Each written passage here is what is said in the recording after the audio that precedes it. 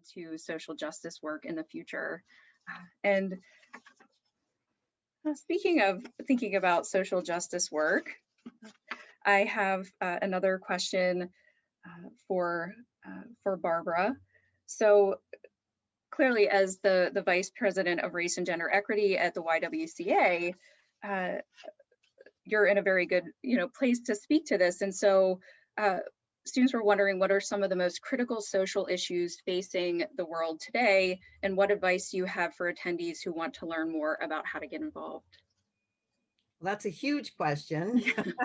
And I certainly, during these COVID times and quarantine, there's definitely, and people are watching the news and paying attention to the media, there's some pretty obvious things that are going on in our society. And so I'll just uplift those. Racism is still, alive and well in America. And because of COVID, or I shouldn't say because of COVID, COVID has heightened our awareness of the insecurity that many people are facing related to housing, food, and job employment. So those are, I would say, some of the big issues.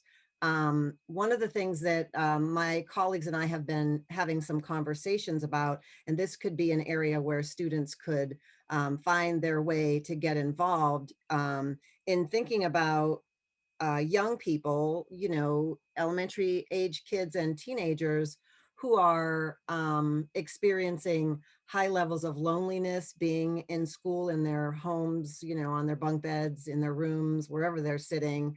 That isolation and social anxiety that's going to get stronger and stronger till we get to the other side of COVID.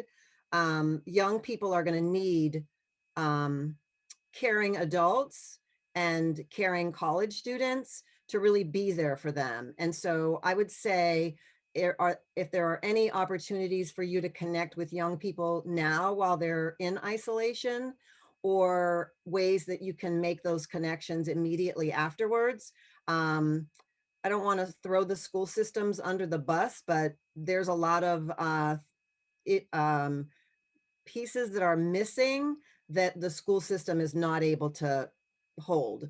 And so young people need the attention and the care of other people beyond the school system. So we have to think of it as, it's something that we can all engage in, and we can't just leave it to the school system. So that would be one thing that I would say is a big one as we move into, vaccination stage, and then at some point move for a little bit away from COVID, to just think about all of the insecurity that's out there, to definitely, keep a pulse on the racism that's out there, but to always keep in mind that that young person that you're passing by, or that's in your life, or that's next door to you, is really going to need you to really pay more attention to them on the other side of COVID.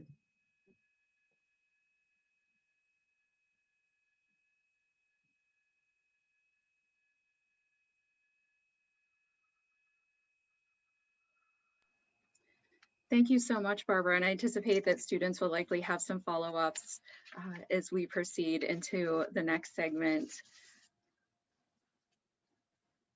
Thank you for your insight. So Anne, we had a question about your book titled Glass Shattering Notions, which focuses on the beauty, science, and utility and technology of Western Pennsylvania's 200-year-old glass industry, from what I understand. And so we'd like to hear a little bit more about it. So we have some aspiring authors in attendance. And if you could speak a little bit to your experiences writing this piece. Sure. When I started working at the History Center, as I said earlier, it was a 3-month job. And they found a little more money, and they kept me for another 3 months. And then one night I was home, and they called me up and said, we're going to do a project, and it's going to be with our glass collection. We can hire you as a full-time assistant curator if you'd like to work on this, if you'd like to do this job. And it's going to culminate in an exhibit and a book on this subject. And I got off the phone, and I turned to my husband, and I said, I have no interest in this subject matter at all. And he said, well, You know, it's so much easier to find a new job when you have a job. You're meeting people, you're creating networks. He said, so just say yes and see where it takes you. Well, here I am now. I lecture all over the country. I'm the national president of a collectors society, considered an expert in the subject of Western Pennsylvania glass. We have a long-term exhibit that's been open since 1998. I did this book. And what I learned along the way is you can learn, if you have a passion for something and you can share that passion, you can learn to make anything interesting for people. So I was not interested when I stood in front of these big cases full of old glass at the Old Historical Society. It didn't engage me. And my lesson that I've kept from that book project and has informed my entire career is figure out who the person who's least interested in the story you want to tell, figure out a way to make them engaged in that story, and you can be successful in talking about anything. And that's really what I tried to do with glass. Here's what fascinates me with glass. It's all around us, right? It's ubiquitous, it's everywhere. But do we look at it or do we look through it? It starts out as sand for the most part, and yet it becomes this beautiful, hard, colorful shaped material that's completely almost miraculous in its transformation. It can let us see worlds that are so far away you could never see them with the human eye, or things that are so small you could never see them, or it can completely block other people from seeing us. If you're sitting in a car with tinted windows, you can see out, but people can't see in. It has all these incredible properties. It's part of our language. We know what the glass slipper in Cinderella means, right? It stands for truth and honesty. It's so fragile that if the wrong person puts their foot in that shoe, it's going to break. We know if I tell you I hit a bottleneck, the glass is half empty, my head's bumping up against the glass ceiling. We know what all that means. I'm looking at the world through rose-colored glasses. So it's a part of our world, a metaphor in a way that we hadn't thought about. This is what, this is an industry that was as big as steel here in Western Pennsylvania, but almost nobody knows about it. So for me, the entry into the subject matter became find the things that are interesting and engaging and tell the story that way. Find an audience, a way to craft your message that's going to bring people in instead of just speak to the people who already have an interest. And I think that's something when you're writing, when you're creating an exhibit, when you're doing the job that you do and talking to funders, because all of us who work in this world of nonprofits or in politics or in kind of museum work have to figure out, how do I tell my story in a way that's going to engage people who might not have been interested when I started? How do I get them excited by the possibilities? How do I bring a world that maybe they didn't see or thought they didn't want to see to life for them?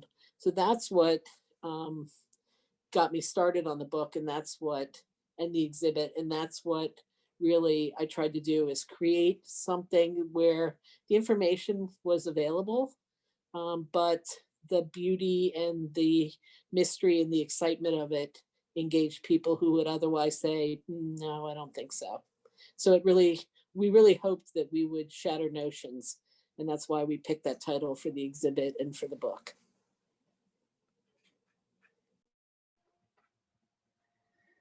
Thank you. And just to follow up, because we're heading into thinking about career challenges, what was the biggest challenge that you faced as an author, if any? For me, it's always meeting deadlines. I'm a terrible procrastinator. Everybody knows this. I'm at work, and for me, especially with writing, because the voice of it and the magic of it is so important to me, like getting it right. They always say Anne's in her office polishing the diamonds, is the joke around the office. Leave her alone. She's polishing the diamonds. But that, I think, is something all of us as authors face. We face that fear of failing to create what we hope for in our work. So that's basic for me. Audience, just understanding audience is really important to me. That's a big challenge. I just did a book about a year and a half ago on Herb Douglas, who was an Olympian in the 1948 Olympics. He grew up in Hazelwood and became one of the first African Americans to rise to the level of vice president of a corporation. For me, it was, how do I tell this amazing man's story who has achieved in sport, who has achieved in the business world, who has been a major kind of mover and shaker in philanthropy, for raising money, for in civil rights. How do I tell, what is the voice, and how do I tell this person's story? And that was almost paralyzing for me. You know, it's the first time I've gone through really serious fear of not being able to do justice to an important story. So sometimes as authors, we just need to take a step back, believe in ourselves, and start the process. Put something down. Maybe it's not going to be anywhere near where you're going to go, but begin a little bit to get over the fear. And always think about the voice that we're using. You know, you may not know at the beginning of the journey where you're going to be at the end, but at some point you have to start walking down the road. You have to put the fear aside. You have to be brave. You have to be willing to take the chance, or you're never going to succeed as a writer.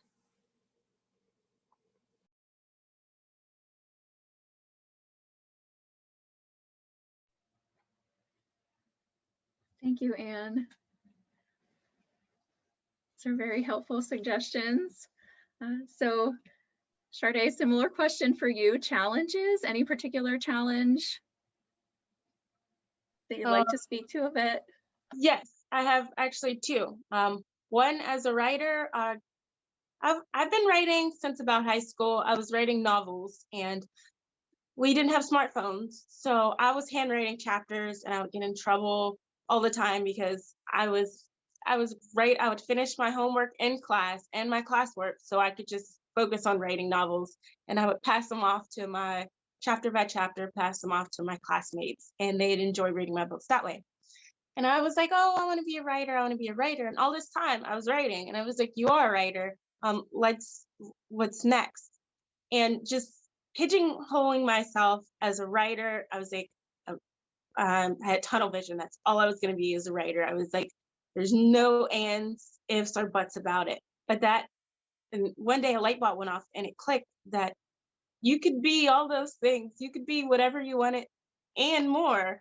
So I started taking on more opportunities and the power of and. So not only was I writing before I was a freelance writer, but I was also doing freelance graphic design, freelance web design, and then I became a published author. And then I was like, I'm going to help other people self-publish. And just putting that and there helped open me up to more opportunities that I was shutting myself away from. So one, I was my own obstacle that I had to get over that. And the second obstacle was my youth politically. When I applied to be mayor, it was an appointment at first because Lieutenant Governor, well, he wasn't the lieutenant governor yet. The former mayor had stepped down to run for lieutenant governor, and he won. So they put out applications, council put out applications to see if anyone was interested in finishing the rest of his term. And I applied, and at first I got rejected, and they picked two men as the finalists. And it turns out the two men didn't even live in the borough. And the reason they didn't pick me is they said I was too young and I was too unexperienced. And I was like, I volunteer a lot in the community. I know what's going on. I grew up here. So I ended up applying again once they had to go through that entire process again. And they pretty much figured out that I wasn't going to go away, and my youth could be a good thing, and it could be a bad thing, but it turned out to be a really great thing that they took a chance on me. And just being at the table, that insecurity of, hey, I might be too young for this, that no longer exists anymore. I'm just happy to be at the table, and I love surprising people with the knowledge that I have walking into this. So when people say, oh, you're too young to do this, that, just sit at the table, even if you have no idea what's going on. It seems to work out.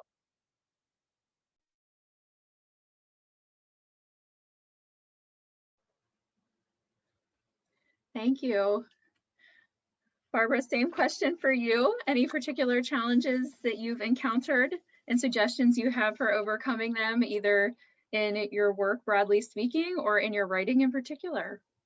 Sure. I would say at work, in the same vein as Chardae mentioned, but on the flip side, sometimes you end up with a job where you feel like you wear too many hats. And so constantly having to juggle and prioritize and, just feeling overwhelmed with that. I think that that's one of the definite struggles in the nonprofit world. And the other piece that I'll say just from my own personal background is that I'm not I'm not a finance person. And so when you get a job, I think Anne mentioned it too, where you have to think about the finances and the budget and to know where your strengths are and where your weaknesses are so that you can get the support you need. So immediately when I got this job and knew I had to pay attention to the budget, especially in a nonprofit, very different than the higher education community budgets. I immediately went to the finance person and, asked for support and help because I wanted to make sure that I was a good steward of the departmental budget, even though I knew that it would be a struggle for me. It still is a struggle for me. People know that. And I don't feel bad about it. I am very honest about it. Like, this is not my strength. You didn't hire me because I am good at budgets. So, so you have to be able to work with your team and make sure that your team understands where your strengths are and can pinch hit when they need to help you out. Related to writing, I kind of go back and forth with that, but I hope that we will be able to create some good short pieces that come out of the YWCA, kind of in the same vein as Anne mentioned around the history of African-American women in Pittsburgh. So that's one of the things that we are hoping to move toward. And then personally, I would love to write a children's book about being a girl, being a Black girl. So that's one of the things that I have been exploring a little more personally.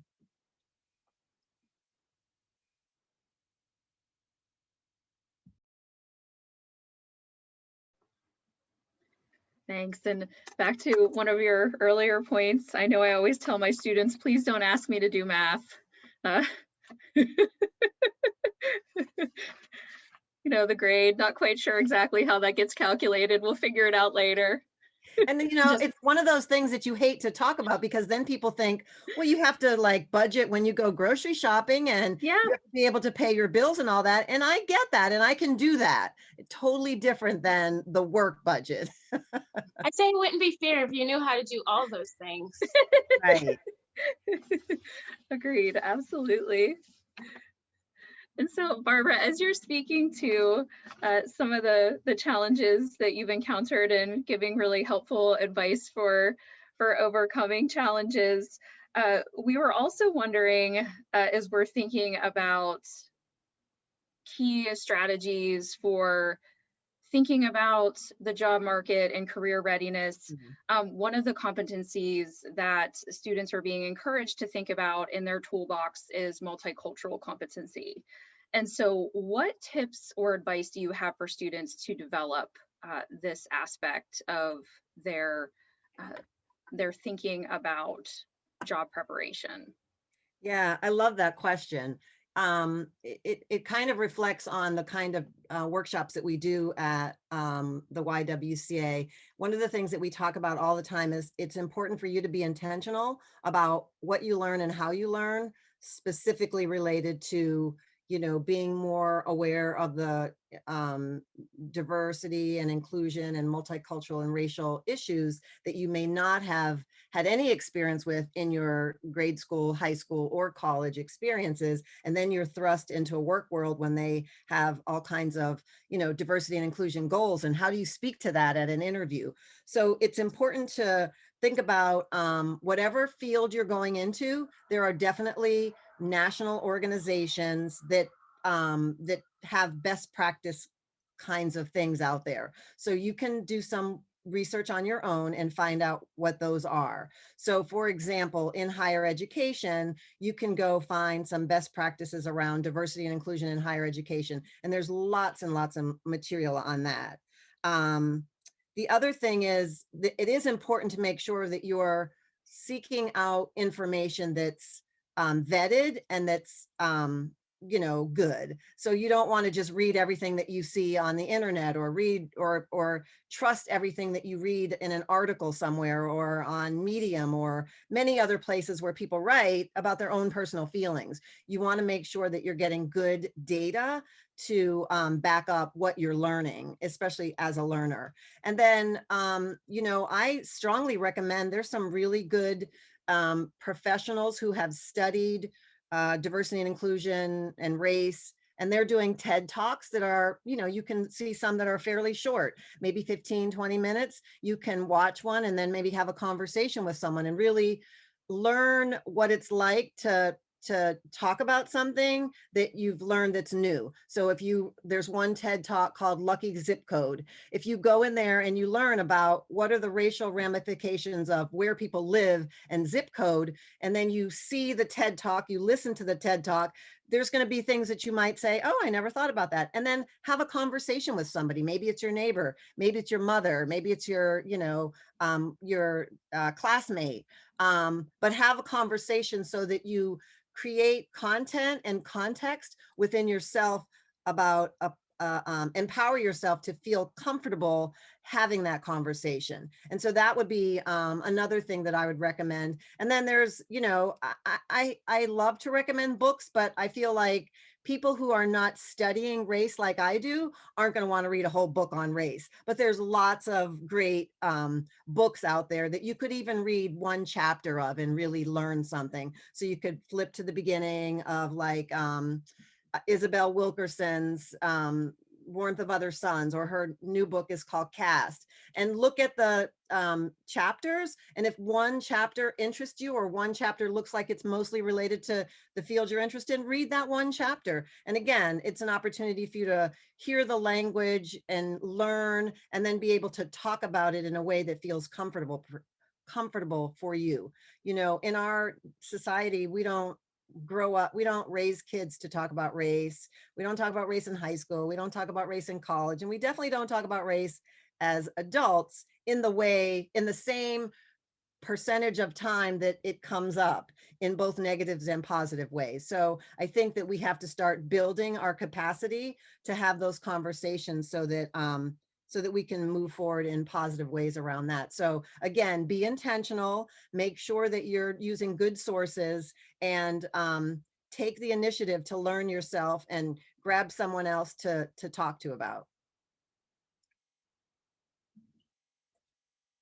And I just want to add, this is not related to the question, but I just wanted to say, Megan, I really loved your, I could tell you many stories about those interview questions. There were many times that I thought to myself, like, I'm not interviewing for a public speaking job, and then sometimes I would even be on the interview committee and I would hear what people were saying. And I'm like, what difference does it make that she had on a purple, pin or whatever? So I love the fact that you talked about questions. And so what I learned from you today is that I have to interview for a position coming up, and I'm going to make sure to send them the questions in advance, because why not?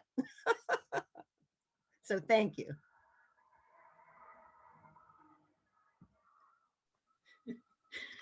Thank you. Thank you. So I may be off base, Chardae, but my sense is that there are some misperceptions people have about graduating with an English or writing degree.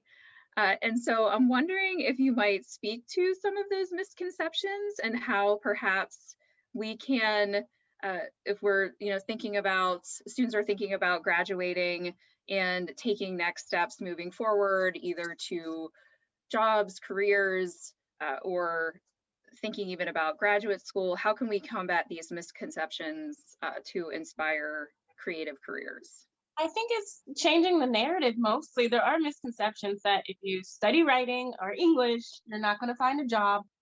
unless it's like in something like retail, like there's a stigma attached to being an English major.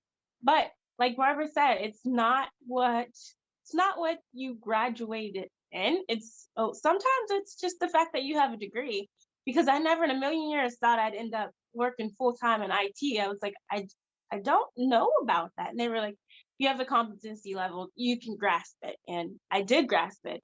But at the same point, I don't foresee like a future where people are like, hey, you graduated in English, so you can't do this. A lot of people that I know, especially people that I've graduated with, they're not in the field that they graduated in. Like they're not utilizing their degree per se in their full-time job, but they are still using in their degree and doing things that they enjoy. Like if I wouldn't have studied writing, I wouldn't be able to get the freelance jobs that I do and actually continue to foster and grow my love for writing in English and passing it on. Like I volunteer, well, pre-COVID, I was volunteering with Girls Write Pittsburgh, and I was helping we have a chapter here in Braddock, and I was like, hey, we should help people create these chat books for girls that were interested in the arts and things like that. Just don't take no for an answer, and don't feel like, hey, because I have this English degree, I can't do this. It's what you've learned while you were getting that English degree, because you were probably doing more things than just getting your English or your writing degree in college.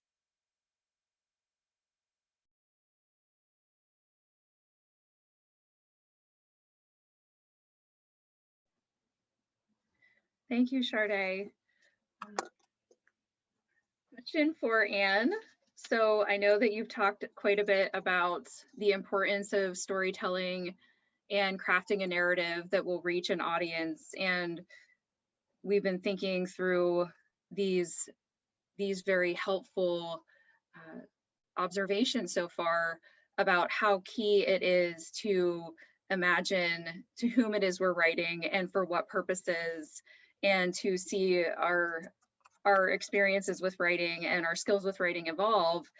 I'm wondering if, Anne, you might speak a little bit to, I guess, I don't know if this question makes sense in my head right now, but I think it does. So what non-writing kinds of skills might you recommend that students develop in preparation for putting together their career documents? I would say bravery is one. When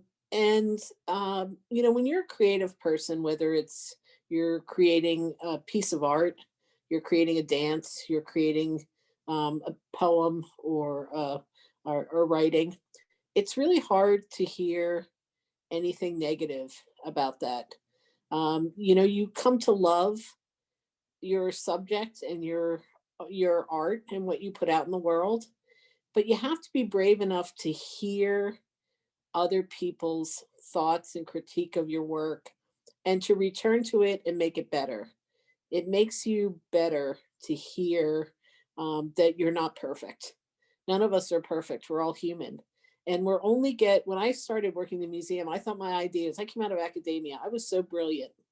The things I thought of were so incredible, and everyone should be in absolute wonder of the way I was seeing a situation or interpreting an event. And what I learned is, for the most part, people didn't care about that, because what I was finding out was so esoteric or so far removed from their ability to connect to it that it was meaningless. And I had to start thinking about the way that my audience was approaching and consuming the things that I was creating, and what was the really important message that they were going to take from it. And it made me a much better writer and a much better person creatively, to think about the person who is consuming my art. The other thing I would say is anything, whether you're a journalist, whether you're writing fiction, which I don't do as much of, whether you're writing poetry, you have to know your story.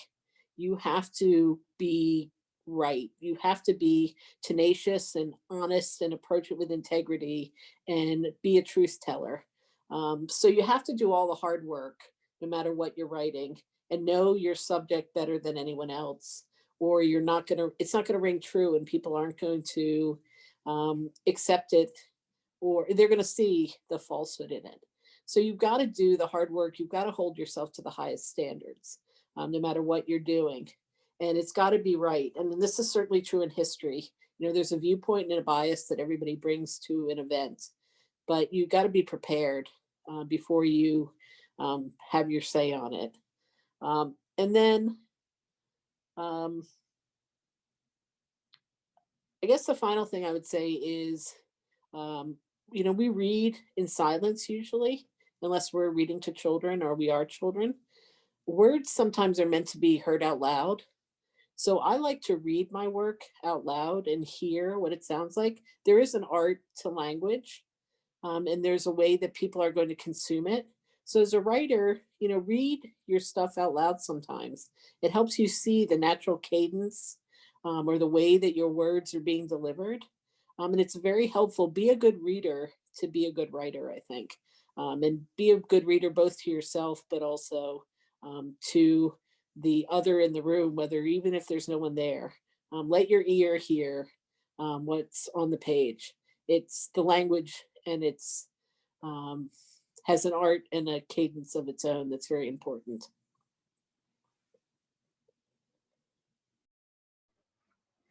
Thank you, Anne. And if I may, because I believe that you all have been coming to this from different perspectives and in different ways, if Chardae or Barbara would like to speak to that question as well about what non-writing skills we might think about moving forward as relevant as we transition to putting together career documents or taking next steps after graduation.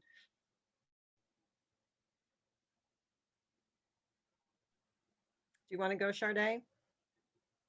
I'll go. You can go. I'm All still right. putting together my words.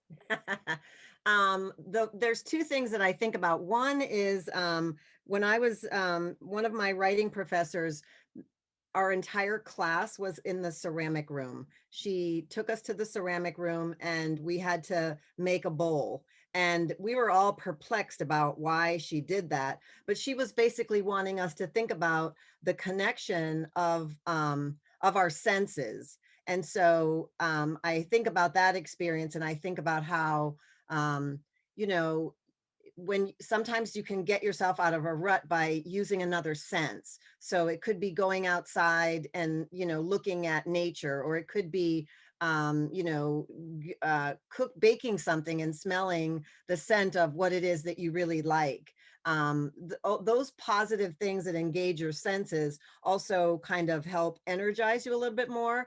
And so that would be one suggestion that I would say, because I remember that experience of making pottery and actually touching it and, feeling like it's something that I'd never done before. So, the importance of being able to make a mistake and to see how you fix that. And again, just understand the feeling of something different than a pen in your hand, but rather clay moving around on a, whatever that thing is called that you spin it on.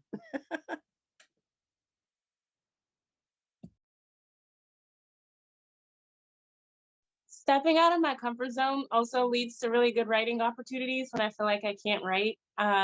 Most of the time when I travel a place that I've never been, I come back refreshed and I'm like, hey, now I can write. Also, cleaning my space around me also creates these wonderful writing, gets me out of my writing ruts. I always think of a clear space, clear mind type of situation. Those two things are my hopefuls for when I'm like, oh, I can't write and I just need something.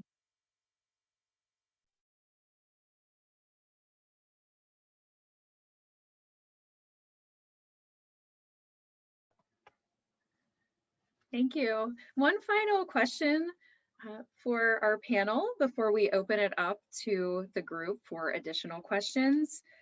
Any tips you have for attendees who might be unsure of what to do after graduation?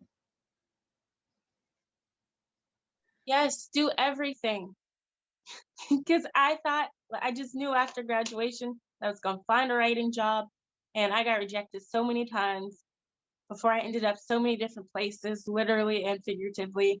Do everything you can, and it all seems to fall together. It took me so many years to figure out that I will never have everything figured out, and if you're a little bit lost, you're on the right track.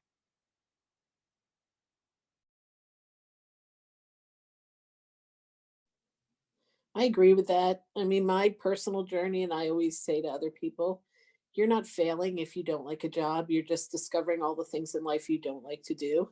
So don't feel like you have to make a choice and it's a death sentence. You get to live once and, be willing to say this isn't working and I want to try something new. So try different things. Find the thing you're passionate about. I said this earlier. I said to my mother once, my littlest sister is a corporate attorney and she makes so much money. And I said to her, look at me, I'm not making any money. And she said, yeah, but she gets up every single day and does a job she hates. You love your job. So it really is what matters to you. Megan said this before, you can have a fistful of dollars and a miserable life. Find something you love in your life. And it doesn't have to be just your work, but find something you're passionate about that you believe in and put yourself into that.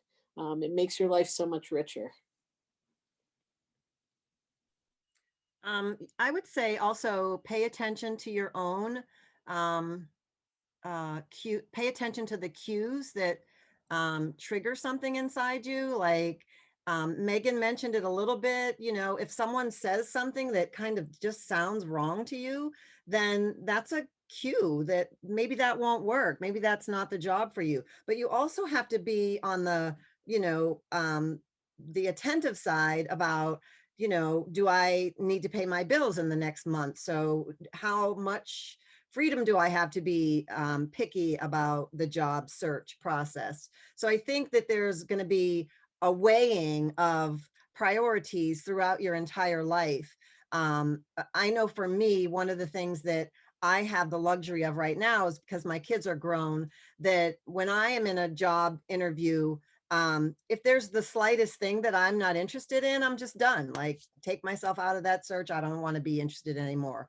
And I also know that as an African-American woman, there might be opportunities where where my race or my gender might make a negative impact on the job. And for me, I can just say, forget it. But I know for younger people, you might want to make that work so that you can get your foot in the door and be learning about a career that you want to grow in and maybe eventually leave that place. But think about the fact that as in your younger years, there are decisions that you're going to make that are going to be different once you're more seasoned in your career. And that's okay too. So it's a trajectory and it's a journey. And it's not oh my God, I have to get the best job in my dreams tomorrow or I'm a failure. You're going to have lots of jobs that you love. So that's just be gentle and give yourself some grace.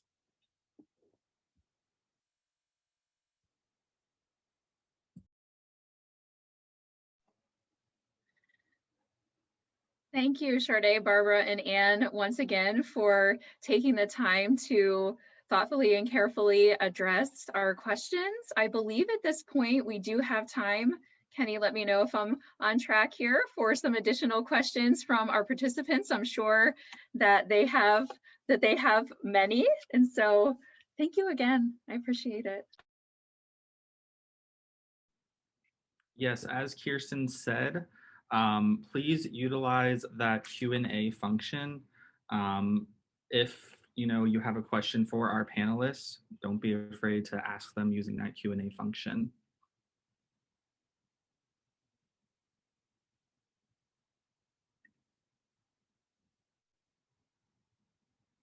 I do see a hand is raised.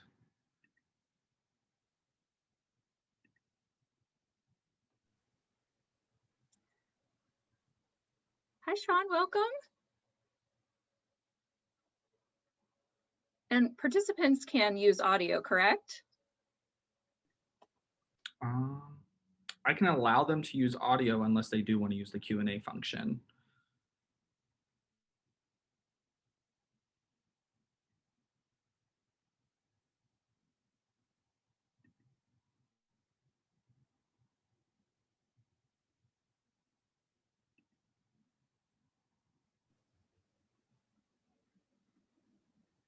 Sean, would you mind sharing your question in the Q&A function here?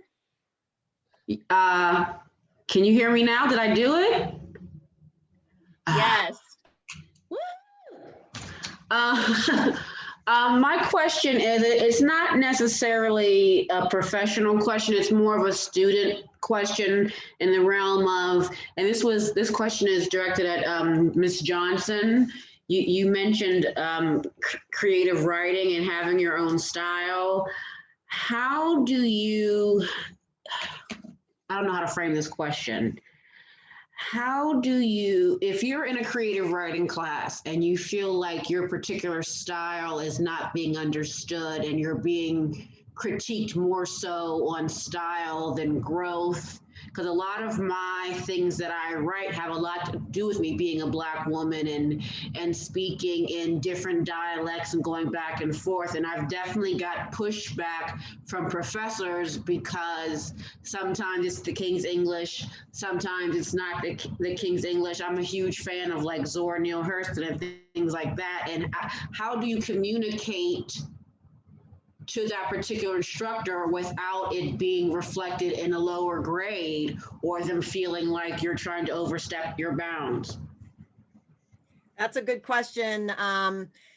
One of the things that you probably want to think about doing is to get an outside mentor or join a local writing group of women whose style and race, gender issues,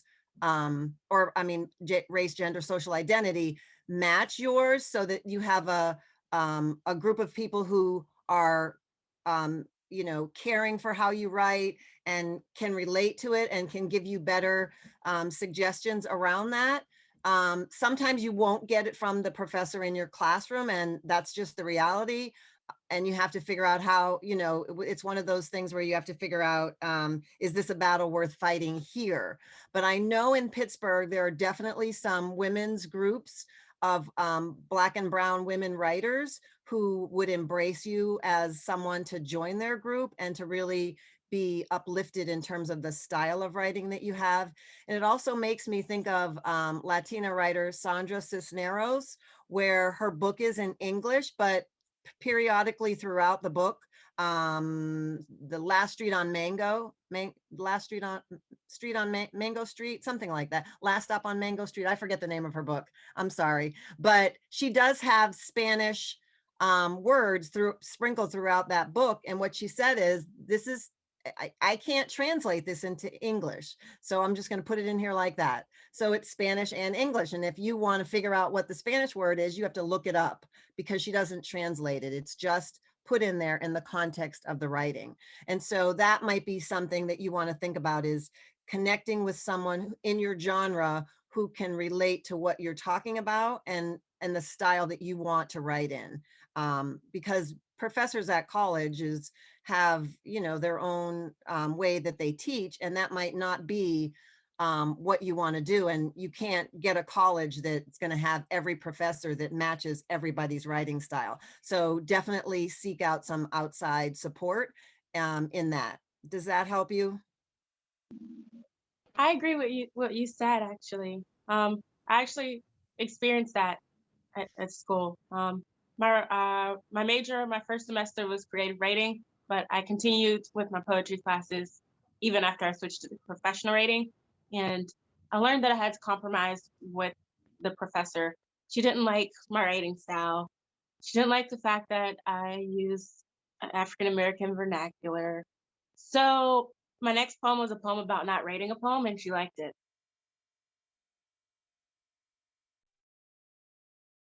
No, thank you, ladies. That helps a lot. Thank you so much. It makes me feel more positive. Thank you.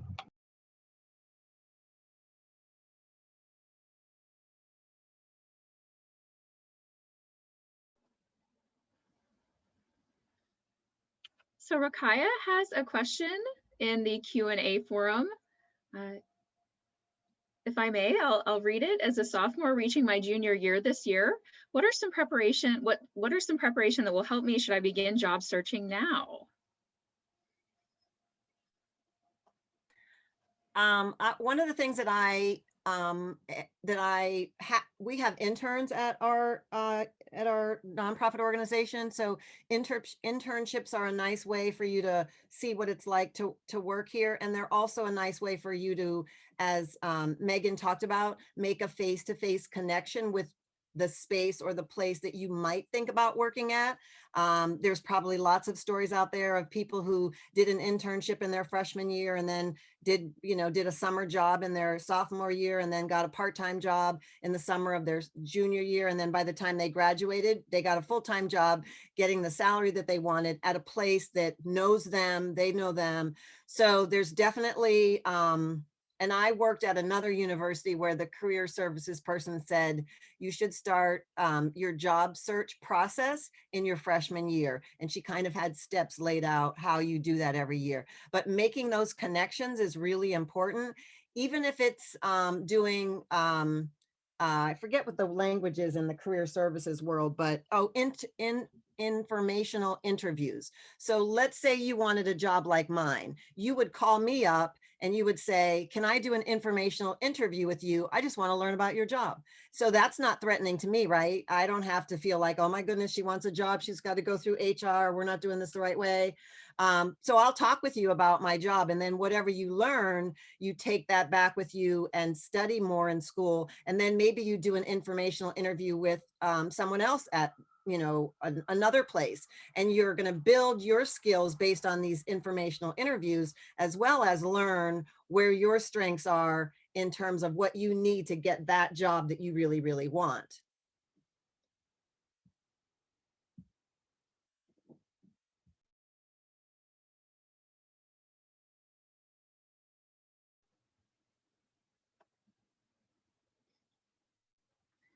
Kaya says thank you.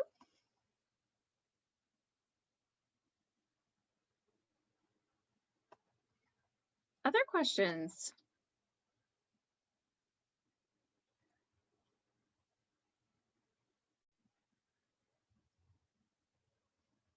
For our panelists as a group, perhaps you have a question for an individual.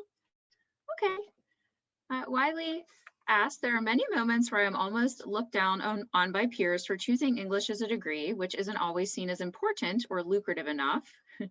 Do you have advice for someone like me who is worried about job prospects? Did you expect to be in your current position upon graduating college? Thanks. Yes, learn the beauty of transferable skills. Every job that I've had, down to my first job, I always try to find a way to frame something that I've done and taken from that job, skills-wise, and the result of it. Even though I have an English degree, I'm like, hey, I can do this, this, that. I oversaw this. I can coordinate this. It'll still lead you to some very cool places, and that doesn't mean that you won't find a lucrative job. That means you'll find a job that you love because you studied something that you love in college, or at least you'll have a job that you like because you didn't suffer through college studying something just for the money.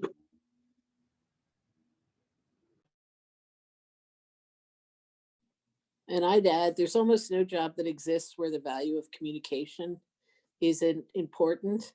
So the ability to effectively communicate, whether it's written communication or oral communication, the ability to think critically and to analyze, those are all important humanity skills that transfer to almost anything that people need to do.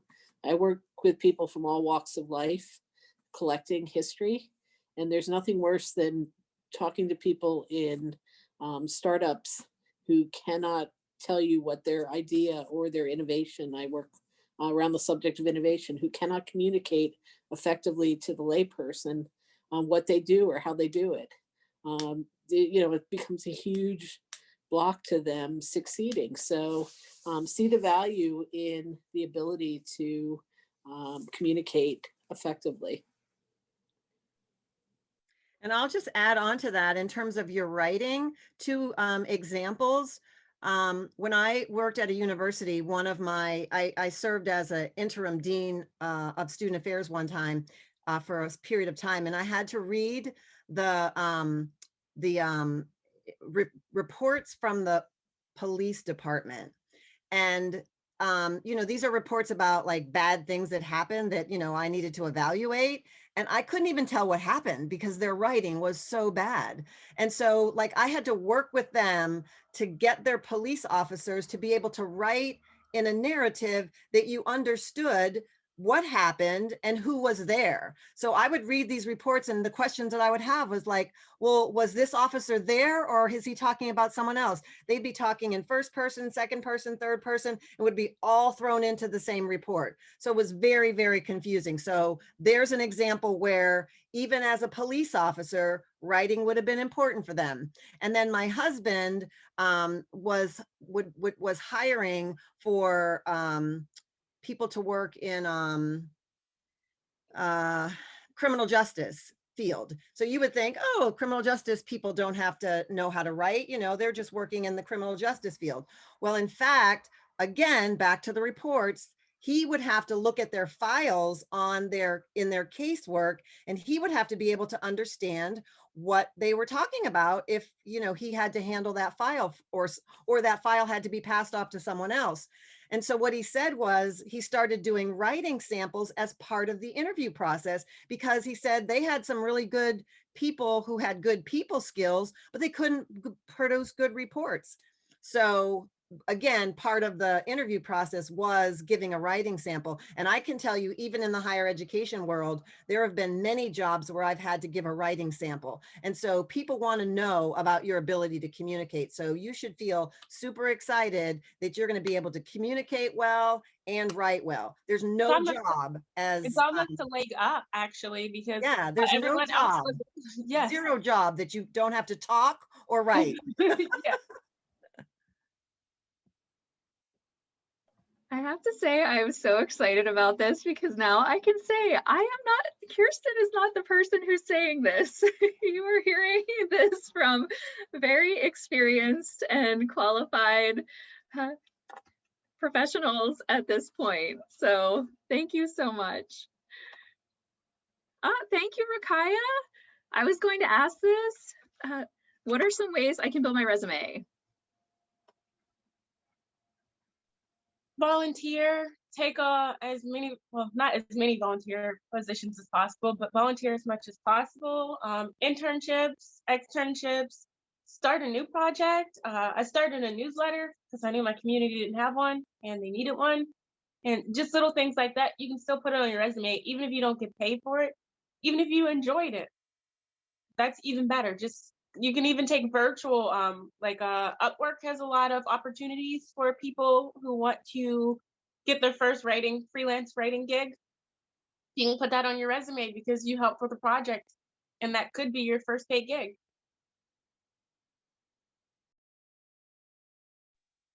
And I would add to, think about, Chardae mentioned it earlier, transferable skills. Like think about some of the things that you've done that maybe are not totally connected to your school or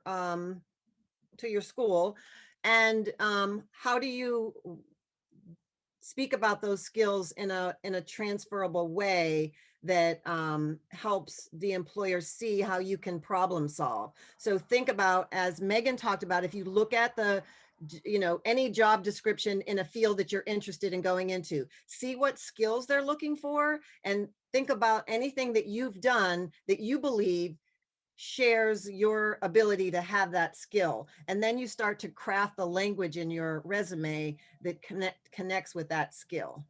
And I already talked a lot, so I don't want to talk too much, but going off that, if you're seeing a consistent thread of, well, there's this other skill that I'm listing that I really don't have any experience in, go find that skill, right? If there's a place that says, oh, you need the ability to be a leader or something, and you haven't managed anybody because you haven't really had a career yet, but maybe you could be a leader of your student organization or of a local community Girl Scouts or basketball coach or something.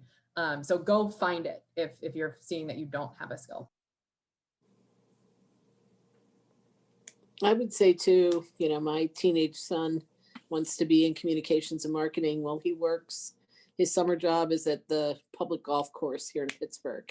So he's taking people's money. He's, setting up the tees, cleaning up afterwards. I said to him, just ask them, you want to do, they need some social media. They don't have any. Volunteer to take photographs, volunteer to do, well, just yesterday they made him their head of social media. And I said, are they going to pay you? And he said, there's a little bit of a stipend, but he'll now have for his resume that experience. He's there in the trailer taking money, but now he's going to be doing some writing and doing some communicating and thinking of some creative ways for them to message to their audience. So ask for more responsibility. The worst that can happen is somebody says no, but oftentimes you might be able to bring a skill that nobody else on the job has thought about, or a creative way to do something, and you get to add that to your resume. So create your own work at the job you're in, no matter what it is, if it allows you to grow in ways you want to grow.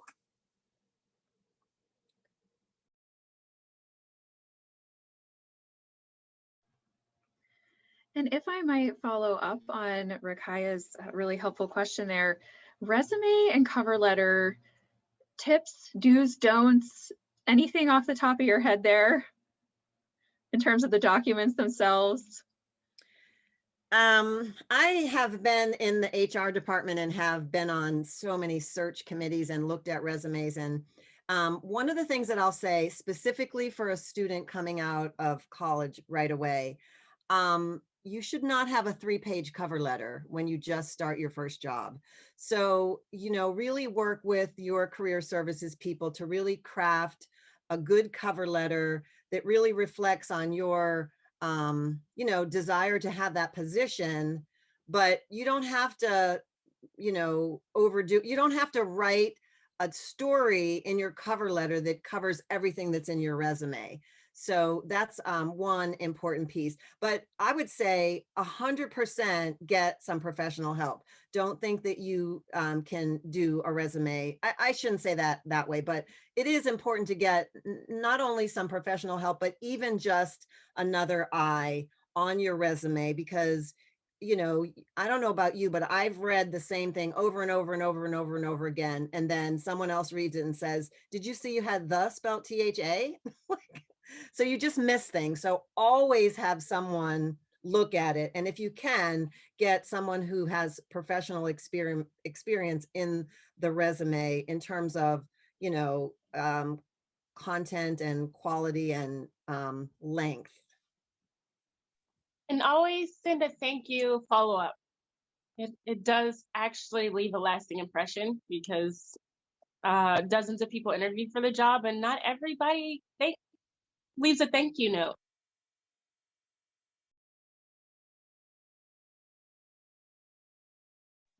And I'll add another one too. When you think about, so some people like to have really creative resumes, and I think they're pretty cool myself.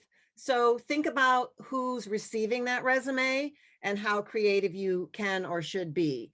If the creative resume is going to be a positive way to get you into an interview, then you definitely want to do it. If the creative resume, like some people have, all kinds of graphic designs on their resume, they have it structured a cool way. Some of those things catch people's eyes, and some of them are like, oh my gosh, really? So it depends on what you're applying for, whether that creativity will be valued or not. So definitely, as Anne mentioned, pay attention to the audience.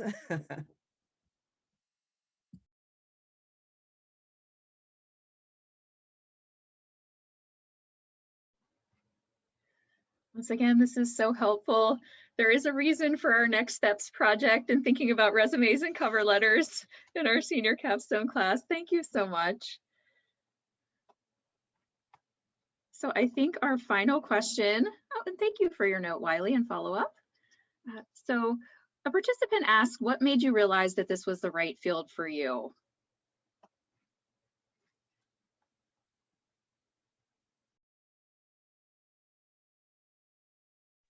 As far as writing, I knew writing was the right field for me because it makes me happy and it makes other people happy to read it. So I want to give people the tools to make other people happy and themselves happy.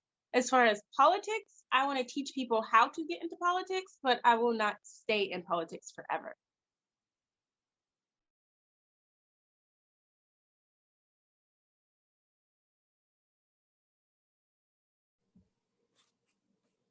I'll say I like getting out of bed most mornings.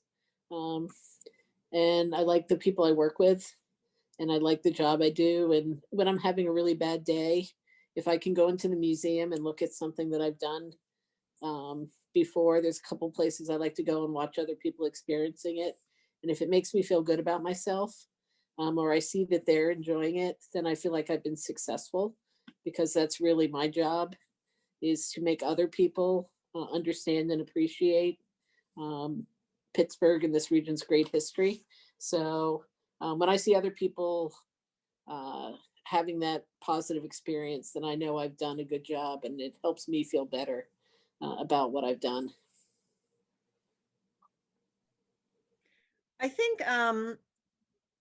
you'll have a lot of jobs in your life, and they may not all be similar, so that's okay. But for me, one of the things, if I reflect back on the jobs that I've had, the ones that I valued the most were the ones where I had a supervisor who really helped me grow and let me do my job without micromanaging me, and saw my own potential. So really allowed me to shine in ways that I might not have seen myself.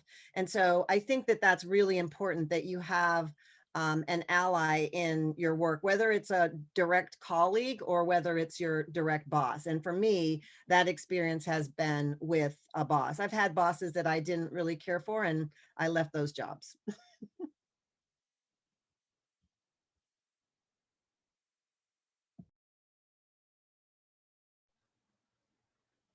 Thanks all for these helpful questions, and thank you once again to our panelists for giving us their time and insight this evening. Yes, thank you to all of the panelists for sharing so much information for our students. That's very valuable to them to know about their careers, their career journey, and how to pursue their career goals. And also thank you, Kirsten, so much for being the moderator for the panel discussion for this evening and helping the discussion move smoothly. I would now like to transition into our final speaker of the night. Her name is Dawnese Booker, and she is the Program Manager of Experiential Learning here at the Professional Career Readiness Center at Point Park. As Program Manager of Experiential Learning, Dawnese is responsible for the administration, coordination, and evaluation of programs, services, and policies related to experiential learning.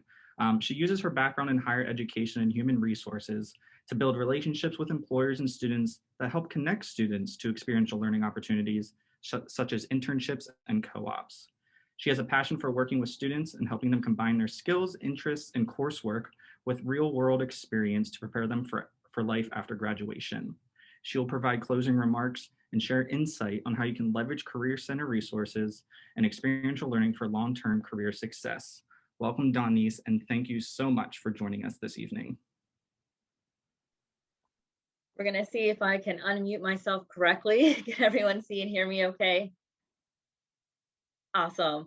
Thank you, Kenny. Thank you, everyone who has participated tonight. This has been such a wonderful event. I'm so happy to be here and be a part of it. For students and alum, for those of you just in attendance, I hope that there's something that you have taken away from each of the speakers, the panelists, the questions that were asked and the responses that were shared. There's just so much good information that was shared tonight. With that being said, we're going to go ahead and transition. I do have a PowerPoint slide prepared to help keep me on track, because I can get a little bit off track talking about all of this stuff. But just really a conversation about how you kind of can take all the things that you've learned, all the information that was shared tonight, and put that towards you preparing for your career readiness. So let me go ahead and see if I can share my screen. If I do this correctly.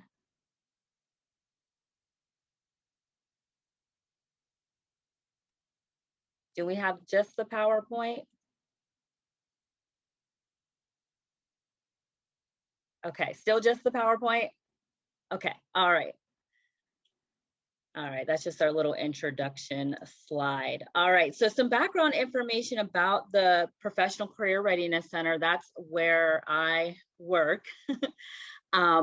We are here to help prepare each student for your professional career. We have a number of special programs and services like the program and event that you're attending right now to help you take advantage of opportunities for professional development and work experience related to your major. So you may be wondering what exactly might that look like, or what might that include? So there's a number of services, again, that we offer. These are the types of services that you have access to before and remember even after graduation here at Point Park. So one of them is help with those professional documents and your own personal and professional brand management. So there were questions asked: how do I put together a resume? What do I put on a resume? What should I do with my cover letter and reference pages? Also things that you should be paying attention to, like what do you have out there on social media? Because employers do look at that. Things like that to help you. Additionally, help with job internship and co-op search. Our team's here to help you with strategies, one for job searching, how to go about that search. You also have access to Handshake. I'm going to get a little bit into that a little bit later, but it's a job and internship search tool, which is free, that helps you find opportunities submitted to the university from a variety of employers. So a lot of different opportunities through Handshake. Also, professional networking and career events, again, like this wonderful event tonight that you had the opportunity to attend, but just other opportunities to connect with employers such as career fairs and other different types of professional development opportunities. You'll also get help with interview preparation. I think Megan did a wonderful job of explaining all the different ways that an interview can go, what it's like to be prepared and feel prepared, and what it's like to not be or feel prepared. So here with the Professional Career Readiness Center, you're able to get help with things like having a mock interview. So doing that kind of sample interview, and even help with maybe what to wear or what not to wear. So whether or not to wear both of those jackets, whatever feels right for you. And then finally, career exploration, career planning, and coaching. So a lot of the questions that I saw tonight that were asked from students, and even just in the conversation of the panel, I think they hit on these topics. And these are the kind of conversations that can be overwhelming to have, because sometimes you think, oh, I have to have it all figured out right now. And that's not necessarily how it works. I think you've probably seen and heard that from many of our panelists, but we're here to guide you. You can connect with a career counselor and have those kinds of conversations to help you, so it doesn't feel like this big anxious bubble that you have to tackle yourself. So what's the point of all the things that we do and the services that we provide? It's career readiness, if you haven't caught on yet. We want to help you establish professional career readiness by developing and practicing competencies identified by the National Association of Colleges and Employers. So you think about some of those kinds of transferable skills that were mentioned during the panel. You see those here: professionalism and work ethic, communication, you're going to hear that often, critical thinking and problem solving, teamwork and collaboration, digital technology, leadership, global and intercultural fluency, and career management. We are here to help you in developing those skills. So now we're going to go into a little bit of a discussion about experiential learning here at Point Park. I get very excited talking about this subject. This is kind of my baby. Again, I'm the program manager of experiential learning here at Point Park. As you've heard again from our panelists, don't wait until you graduate. Don't wait until after those 4 years to get into the real world. you can immerse yourself in opportunities that can launch your career before you even graduate. So experiential learning, for those of you who are not really familiar with the topic, is kind of just how it sounds. It's the process of learning through experience. So many of these types of experiences and opportunities were actually mentioned from our panels tonight. I think it was Barbara Johnson that had mentioned the informational interviewing and job shadowing, a really good way to, you know, see what it's like to maybe work for a specific employer or in a specific job. I believe it was Chardae who had mentioned volunteering. That's another great way to get experience. I want to say it was Megan, I apologize, I'm kind of going off memory here, but who had mentioned getting involved with student organizations. Again, I don't have leadership skills. How do I get that? Well, look at all these student organizations that are available to me and opportunities to get involved. Also capstone projects, student teaching, practicum assignments, those are going to vary depending on your major and your requirements. And then internships and co-ops. I'm going to talk a little bit more about those two programs. Again, that's where I work with students the most. So internships, I'm going to start with that. That's usually what students think of when they think about experiential learning. Our program here at Point Park is geared towards students who are looking to try out a career path before graduation and allowing you to not only gain that valuable experience through hands-on learning, but also course credit while you're doing it. Usually those are more part-time experiences. And again, for those who are maybe looking to try out a career path. On the other hand, our cooperative education program is more geared towards those folks who are kind of like ready to jumpstart their career.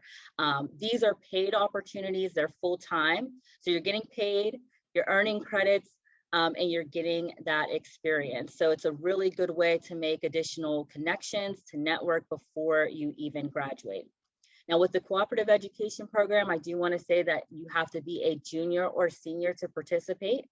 There are additional requirements and program requirements which can be found on the Career Readiness page, or you can reach out to myself and we can have a conversation.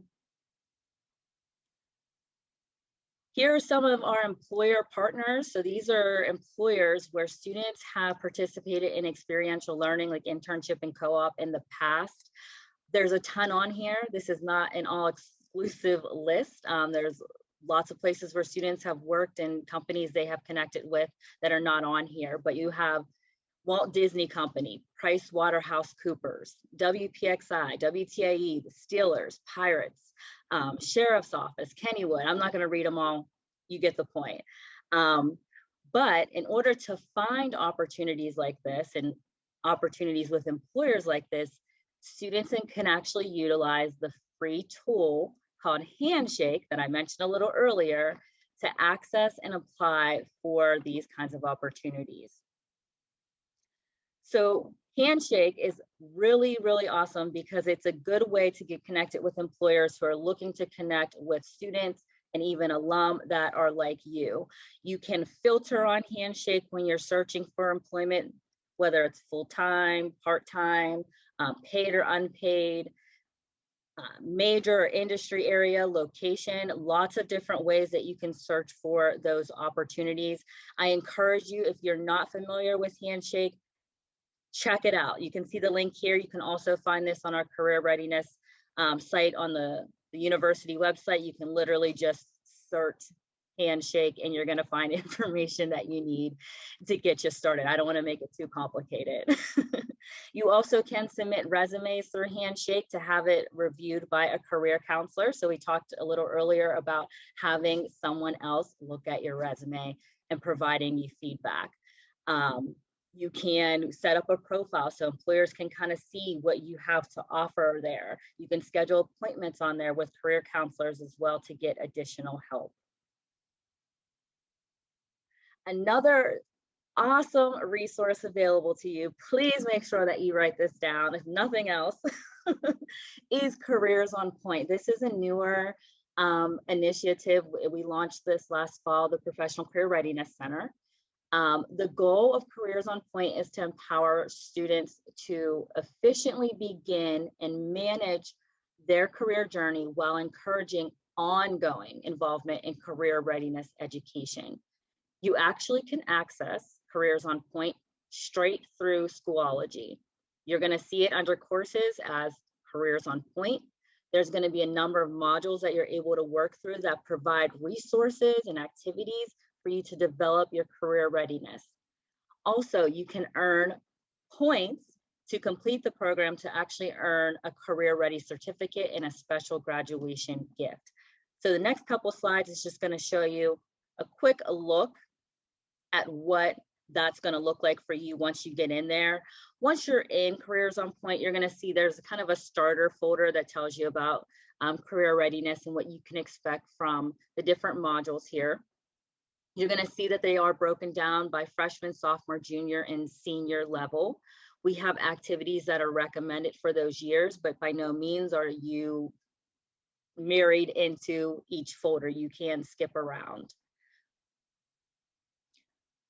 This view here just kind of gives you a look at what you would find. This is under the freshman folder, and you can see there is a number of resources, like I said, how to develop your career plan, how to give an effective elevator pitch. So when an employer or a professional contact says, what do you think you want to do? And you're like, I don't know, you know what to say and how to approach that. I think I want to get Chipotle for dinner. I don't know. Cover letter, resumes, reference pages helps with that. Dressing for success, getting career ready through experiential learning. I'm not going to go on because there's a ton of resources, and this is all self-paced. These modules are designed to take you about 15 to 30 minutes to complete. It gives you an overview of what you'll expect to see, resources, learning resources to help you with that subject matter area, and then a learning activity that you can complete to help you practice in those areas. So you read all this information and you're like, okay, so now what? Yeah, practice with it. The next thing I do want to touch on here is, we are living and operating in the world of COVID-19. It's been almost a year now at this point that COVID has been around. I don't know about anyone else. I didn't think this is where we would be, but here we are. And I'm sure that creates a lot of anxiety about what that looks like for you as you enter the workforce, or for someone who's maybe looking for a job now. So there's a few things here that you can start working on now to help prepare you, making sure you have an updated resume. So that's our office that can help you with that. Updating your LinkedIn profile. Employers look on there, and now more than ever, that's a really good way to connect with others, especially in this virtual world that we're operating in. Scheduling a meeting with your career counselor, make sure you do that. I'm going to give you contact information here in just a moment. Checking Handshake for available positions and upcoming events. I cannot stress enough how great of a resource Handshake is. There's so many opportunities that are posted, events that are posted. Just check it out every now and then. And applied for internships and co-ops. So those experiential learning opportunities to help get you that experience before you graduate. So this slide here just gives some information about ways that you can connect with us to learn more about all the things that we talked about tonight, which was a lot of information. So this is where you can kind of get started. This is our department level email, careerdev@pointpark.edu. So if you have questions and you're not really sure where to start, you can start there. Also, you can connect with us on social media. So we have Instagram, Facebook, YouTube, LinkedIn. We share videos. We share job postings, career development opportunities, lots of things out there. Please, again, I can't stress this enough, follow us so that you're not missing that information. And then finally, schedule an appointment with your career counselor. Monica Ritter, her contact information is here, mritter@pointpark.edu. You can actually connect with her and schedule an appointment straight through Handshake that I mentioned earlier. All of these things that we talked about, having those career development and exploration conversations, even just to get you started and where do I go from here? Monica is a great place and a great person to start with to help you get to those next steps and help you kind of tie everything together from tonight. But that's all that I have for this evening. Again, it's been wonderful being a part of this event tonight, and I hope that you all have been able to take something away from this event tonight. I do see Jessica has raised her hand. All right, Kenny, can you hear me? Yep. Awesome. Hi, everyone. Good evening. My name is Jessica Boston. I am the Director of Career Readiness at Point Park University. I just wanted to say a quick thank you before we wrap up for the evening. Thank you to all of the folks that worked so hard to coordinate this event. Kenny Anderson, Monica Ritter, and Dawnese, thank you so much for jumping on as well to assist from the Career Center side. Thank you to all of our speakers, Megan, Barb, and Chardae. We really appreciate the time that you are giving us. And please know that all of the information that you're sharing is so valuable as we continue to encourage students to work on their careers during this time. And before we wrap it up, I just wanted to jump back to something that Dawnese referenced. So she showed you a little bit about the Careers on Point platform. Students, you can access this through Schoology. Again, it's available to you free of charge underneath your courses. We had a lot of questions and a lot of conversation about how can you get connected to professional organizations or like-minded individuals in your area? How do you begin writing your resume? How do you prepare for an interview? How do you begin researching for jobs, researching for employers? If you jump into that Careers on Point platform, you'll actually see modules that are specifically focused on each of those areas. So again, we really do encourage students to jump into Careers on Point, begin working on those modules, begin working on your career journey. And again, please know that we are a partner. You don't have to do this yourself. Please continue to utilize our services. Again, Monica Ritter is your career counselor, but you can schedule appointments with us by using Handshake as well. So again, thank you all for being here tonight. Thank you to all of our guest speakers, and I will toss it to Kenny for some last comments. Thank you so much, Jessica. Before we wrap up, I do want to mention to the students that we do have a webinar scheduled for next Tuesday, part of our Candid Career Conversations that we host every month. It is Diversity, Equity, and Inclusion in a Multicultural Workplace. And our special guest will be our very own director, Jessica Boston, as well as Brittany Brinkman, who is a professor of psychology and director of the PsyD program here at Point Park. So students, go on Handshake. The event is listed there, and please register to attend. As everyone has mentioned, thank you so much to Megan for being here, being our keynote speaker. Thank you to all of the panelists who took time out of their day to be here and share all that wonderful information. Thank you so much, Kirsten, as well, for being a moderator for the panel discussion. And thank you so much, Dawnese, for providing words for our office and speaking upon our offers and what we have to offer for students. I hope everyone has a great evening, and please stay safe.